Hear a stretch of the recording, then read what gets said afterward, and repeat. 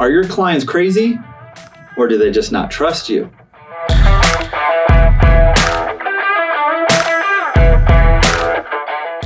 Hey guys, this is Keith Anderson, owner of the KP Elite Real Estate Team. I'm so excited to bring you a really cool topic today, something that we've been getting a lot of feedback and a lot of comments about, and it's honestly around a topic called trust issues. One of the things that we're seeing is in a market like this, it is absolutely crazy out there, right? And we have to be at a place where our clients can trust us fully through the whole process. And what I can see is that some of the clients out there working with our agents aren't getting the full trust that they probably need.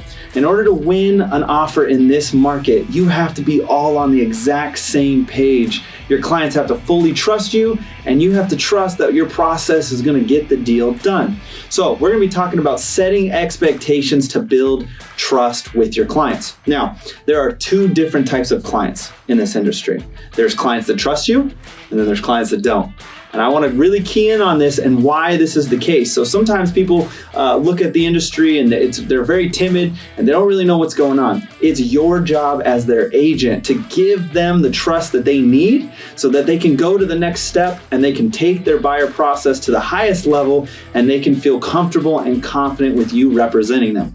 So I got a couple stages that I'm going to take us through to help us get to that level where our clients are actually trusting us, making your life a lot easier and giving them a ton more success. So number one, we need to really focus on building rapport. The only way that our clients can really trust us and we can give them the expectations that they need is if they're comfortable around us. So that means you're going to have to really show them that you're human. You have to give them your personality, your character, get to know them on a more personal level. When you know you're a client and your client knows you outside of just the real estate process, they start to gain a little bit of trust. They realize you're human. They realize that there's a human connection about you, and then you're going to be able to relate to them on a higher level than just real estate. So that's definitely step number one, build rapport. Ask them key questions about their job, their family, just in general, what they want in their life, their goals, their dreams, their passions. If you know more about that, you can help them at a much higher level. Number two, we need to add serious credibility. One of the best ways for a client to trust you is if they know you're an absolute expert with what you do. If you don't really have a lot of knowledge in your industry, then they're going to see that. They're going to feel that. That would be like me going to the doctor and I say, hey, I need surgery on my nose. Okay, it's broken. I need to get it fixed. And the doctor says, I do heart surgery. I can work on your nose, I guess. I kind of know. Essentially, it's just a nose, right? What's the big worst thing that can happen? You don't want that. Like, you want someone that specializes in that spot, in that industry. You would feel uncomfortable if you had a doctor that had never done anything in that or weren't able to show good statistics or knew that market very well. It's the same thing with real estate. You want your clients to trust that you're an expert in that market. Now, what that means is you're going to have to go do some digging. You got to grab some research. You got to really know your stuff. So one of the things I would challenge you every day, pull up Armlist, pull up the MLS where all your listings are found, and look at that market data.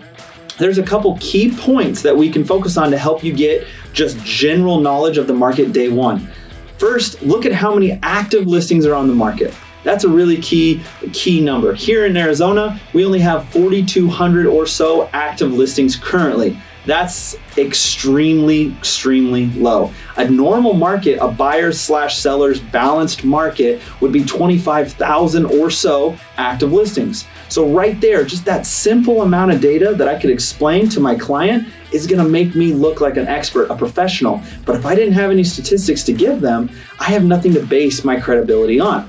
Also, if you're part of a team or a brokerage that has a lot of success, share that with them. Say, hey, my team is doing 1,000 transactions this last year, or we've helped thousands of families move into a home, and we really know this process at the highest level. That's another way that you can build credibility, and they realize you're an expert and not just a part-time agent or an agent just doing it on the side. So if you don't have a lot of experience in the industry yet, leverage the tools and the systems that you have around you to build your self-credibility.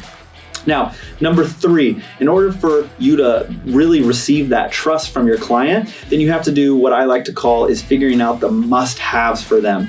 Nothing shows trust and that you care about someone other than when you really care about what they want. So what you need to do is find that bottom line for your clients. You need to be able to talk to them about actually what they need in a home, not necessarily what they want. In a crazy tough market like this, it's going to be really easy to get sidetracked with, oh, I want this perfect pool, or I want it fully upgraded all the way to a T. Well, that's not an option for everyone. So it's important to know what those must-haves are. It could be price, location, the amount of bedrooms. Look for the simple things. Maybe it's a 2-car garage. They need a garage. Those are the things that are must-haves. And you can ask them, what do you absolutely have to have in this home? Otherwise, if it doesn't have it, we're walking away. It doesn't matter what the price is. It doesn't matter how cheap. If it doesn't have it, we're not buying it. That's a really easy way to get their bottom line stuff and to be able to set the proper expectations of what they expect. Now with that, you're gonna get how much they're looking to pay, what price. You're gonna get how many bedrooms, the size of the home, how new the home is, all of those things. Now in the back of your mind, you really need to know that data, and you need to be able to say, is this possible or is it not? A lot of us would be tempted to tell exactly what the buyer wants to hear. There might only be like one potential house that would even work for them. That's not a very likely situation for them to buy that home.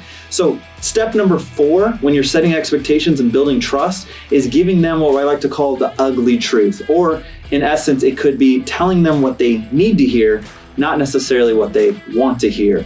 This is absolutely essential. People that are trusted by others are telling them the honest truth, and buyers feel that. They feel that right off the gates. So if you're telling them always what they want to hear, then typically your client's going to feel like they're always being sold. But if you're telling them what they need to hear, then they're actually feeling like you care about their situation and you're really looking out for them at the highest level. So that's what's most important, telling them what they need to hear, not what they want to hear. So in the essence of buying a home in a market that's very competitive, what that could mean is, hey, I know you want this type of house at this price point in this city. However, with our market conditions, that doesn't exist. So we need to do one of 3 things. 1, we either need to look in a different city, a different location, or stretch our boundaries out because what you're looking for doesn't exist here. Number 2, we might need to increase price in order to add those listings because what you're looking for isn't falling inside that price range whatsoever.